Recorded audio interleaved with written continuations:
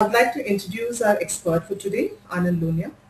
Anand is the Executive Director, Seedfund, one of India's leading active investor funds. Anand has over 15 years experience as an entrepreneur, venture investor, and corporate executive. As ED at Seedfund, he has led investments in tech, internet, education, and retail ventures. Before I hand over the floor to Anand, a quick note to all our attendees. You will all be on mute. You may ask questions by typing in your questions in the panel provided. Our expert will answer the questions after his presentation. Over to you, Anand. Thanks, Nita. Hi, everybody. I'm going to start the discussion on business plan. Before that, just wanted to sound everybody off that in every slide at the bottom, I have put a business plan of a venture capitalist. Okay, so I thought that it would be interesting for all of you to see how VCs think of their own business, and it's a little bit sarcastic and humorous. So if you feel confused with what I've written, please ask me. I don't know if I can hear all of you, but I think you can write comments, and as a clue, I'm going to look at chat box for any interruptions or questions. I'm happy to get interrupted and happy to answer questions even in the middle, but otherwise we will do 20 minutes of presentation, and the rest of it will be question and answers. So it's the most important thing about catching somebody's attention in a business plan, or even without the aspect of catching attention. It is important for every entrepreneur to write down what is it that they're trying to solve. There has to be a big problem. I read recently as to how people describe a problem. Is it a very urgent problem? We usually act on things which are urgent but not important. So it is important to see whether the problem is urgent, whether people will pay a lot of money to solve it, whether people are dying because of that problem, people because of that problem.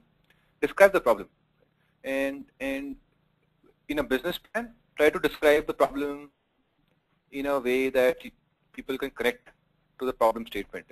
So for example, if you can read the examples about VCs, and I'm sure a lot of entrepreneurs have faced nasty remarks from VCs, and that is actually a problem for VCs and for entrepreneurs. If you think of how do we describe the problem of, let's say, what Apple is solving, the problem they solved is that people have to carry multiple gadgets, including a laptop, a music player, a telephone, and none of them was talking to each other, all the gadgets. It was cumbersome and it was unwieldy, and that is the problem Apple was trying to solve. So that's the first slide. It is important to personalize this problem statement and catch the attention of whoever is reading your business plan. Naturally, after the problem, you can't go on to describe a lot of other things about the market opportunity of the size of the problem, because people are impatient. So you talked about the problem. So before you get into how big the problem is, you need to go into the solution. Okay, this is the problem, and this is what we're proposing to do, or this is what we've done already to solve this problem. And it is important to explain why the pain will go away. You don't just describe your solution, but say why this solution will eliminate the problem thoroughly. And you can see this fictitious VC business plan where the VC is saying, yeah, we'll evaluate proposals only how good the plan is, and investors will capitalize on the great visions of entrepreneurs, blah, blah, blah. Naturally, that is not enough, and a business plan is only one step to building a great company.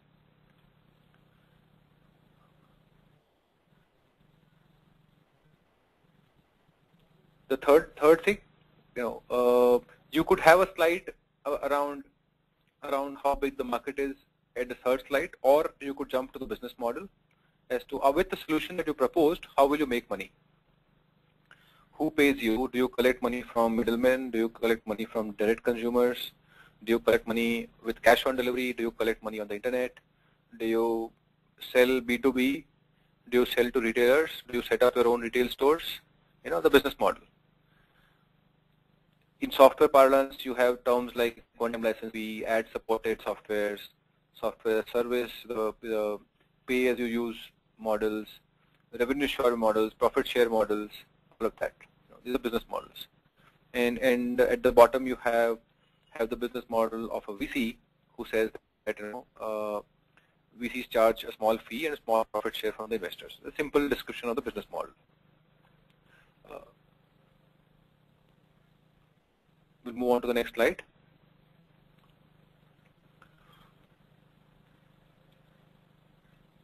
When you have a solution, there has to be something like a DNA of company. The company has to stand for something, and the solution has to stand for something. There are ways of solving a problem. Let's say you could solve the problem of that Apple is solving by saying that people should listen to music on the laptop, and you have very light laptops, and you have a headphone attached to a laptop which can double up as a phone, and you have a connected telephone card to a laptop. That is a very roundabout solution to an iPhone, but that's not adequate, right?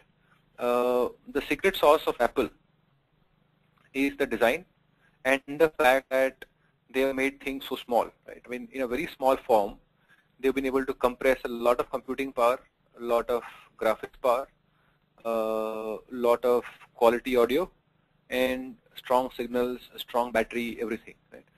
That actually, and that is something which other telephone companies have now started emulating. That is the biggest win. It is not that they had patents on everything that they did in terms of the technology, because technology probably came in years earlier. But Apple's secret is design. How do you assemble lots of huge components into a small, sleek, very, very user-friendly design? And that's the secret sauce. How does it create value for the customer? The solution is not that I want one large bulky device. I want one small, neat pocket device which serves a lot of needs. Again, the example of how a VC would do business. Here the underlying mantra is completely opposite, and saying that the VC is saying, yeah, the returns are important. They're not important. In our business, we will not ask questions to the entrepreneurs. We will make sure that all entrepreneurs are happy. Even if the investors are unhappy, we'll not worry about returns, and we'll make sure that everybody gets a check. That's the underlying mantra, which is why entrepreneurs will love it.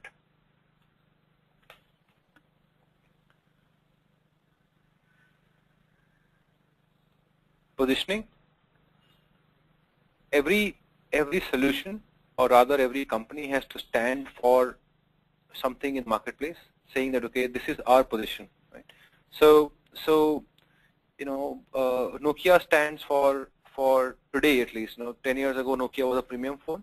Today, Nokia stands for a poor man's robust and sturdy device. A device which can be, you drop a Nokia phone, it'll still work. A Nokia phone will have a 5-day battery, and the Nokia phone is cheap, user-friendly, easy to buy. You can buy a Nokia phone anywhere. Whereas the positioning of Apple is, very sleek design, only top-of-the-line consumers. And then there is Android phones, which is saying that I'm a poor man's Apple, okay, or poor man's iPhone. So everybody has a positioning. You need to know the market. It is important that for the positioning slide, you plot or list down all your competitors, people who are serving the same need. So if you are a Coca-Cola company, you can't say that only Pepsi is my competitor, right? Because water is your competition, juice is your competition, limbu pani is your competition. Everybody who is quenching some kind of thirst is your competition. I mean, even tea is your competition, coffee is your competition, right?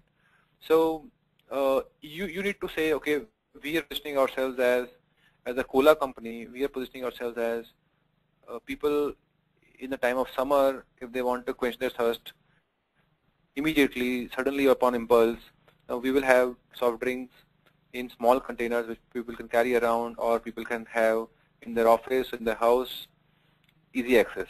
Right? A cafe coffee day will say, we are facilitating conversations over a mild drink. So you have positioning. Positioning is about telling your customers how you are different and how you're unique. So again, the positioning of this VC is a short placement. Any entrepreneur who comes to us, brings a good business plan, will get funded.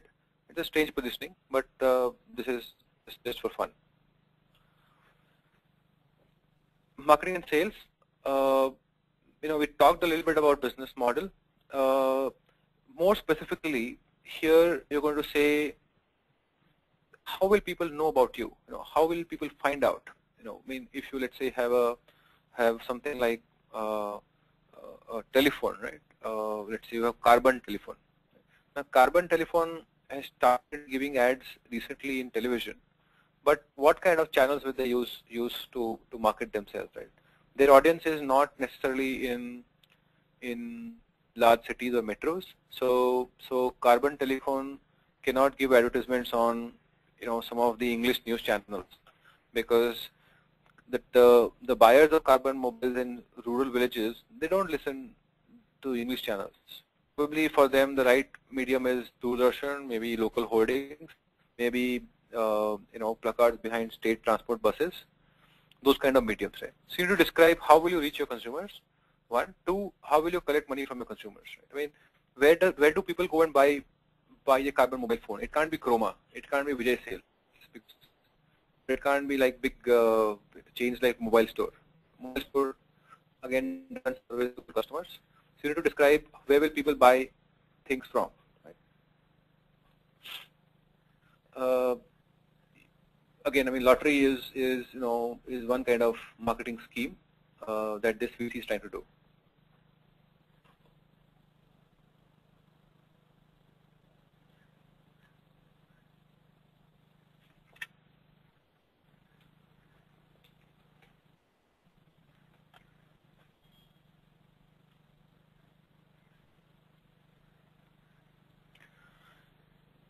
At some point, as different from your positioning, you need to describe your competition. Okay, describe meaning tell in your business plan how big they are, right? Why they successful, or why were they successful in the past? Why are they successful today? And what are their weaknesses? Why will they not be successful tomorrow? Or you could say that these guys are too big, which is why we decided to not compete with them and create a different niche in the market. Okay? Both are solutions. Of course, any investor would love to see a plan which is saying that I will take on the biggest competitor. Right? Samsung and Apple came and said, we will take on BlackBerry, we will take on Nokia, and they did it. Again, don't dismiss a competition, simply because you say that your competition is bad, that doesn't mean you're good. So it is important that you understand, respect your competition, and that comes out in your business plan. Right?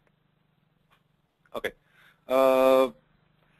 Again, this VC is saying our competition is stupid. The competition, other VCs look for good businesses, whereas we are saying let's not look for good businesses, look for good plans. So, okay, like how many of you feel comfortable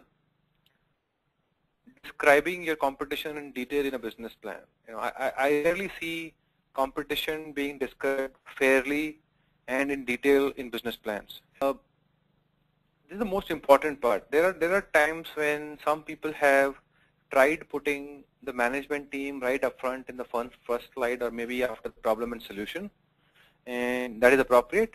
Some people keep a management team description towards the end. Here it is important to describe, this slide should bring out why is this team the best team to solve this problem, to create this solution, right?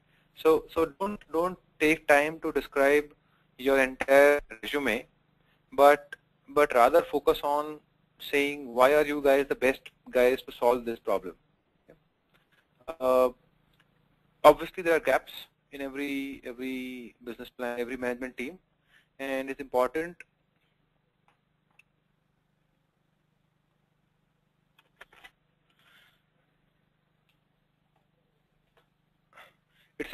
to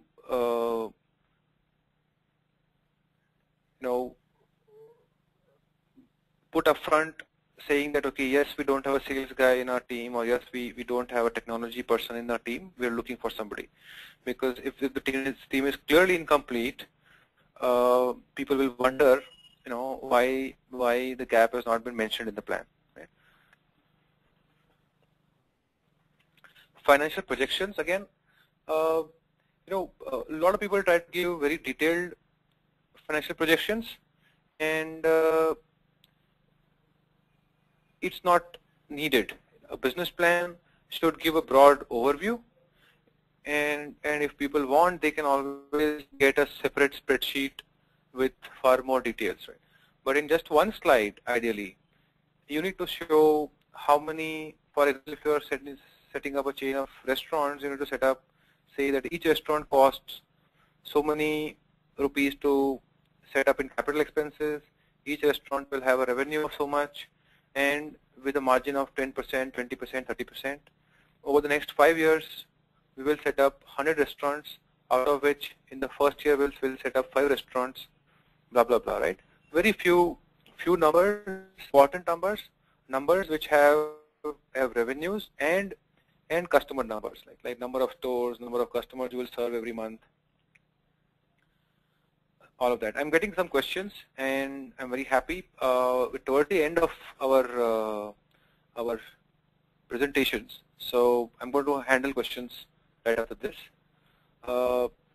After the financial projections, you give milestones. Milestones are basically saying that, okay, we are here today, and this is our current status, and for example, like as a VC, I will say that to attract the best entrepreneurs, I will have Deepika Padukone on my board, and near-term future, we'll have a first laundry funding exercise in 3 months, and we already have 100 plans in the waiting list. So as soon as we have money, those 100 guys who already bother to send us business plans will get funded immediately.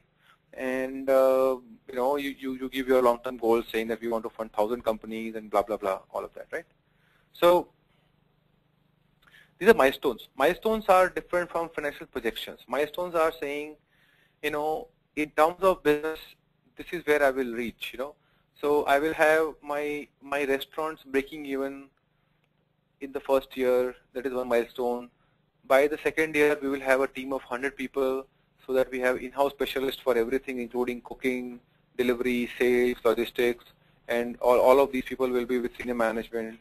Then you have a third milestone, which is around, saying that in the third year we'll have a new format of a restaurant, and we'll have a full-fledged, dining restaurant. So these are milestones. These are not numbers.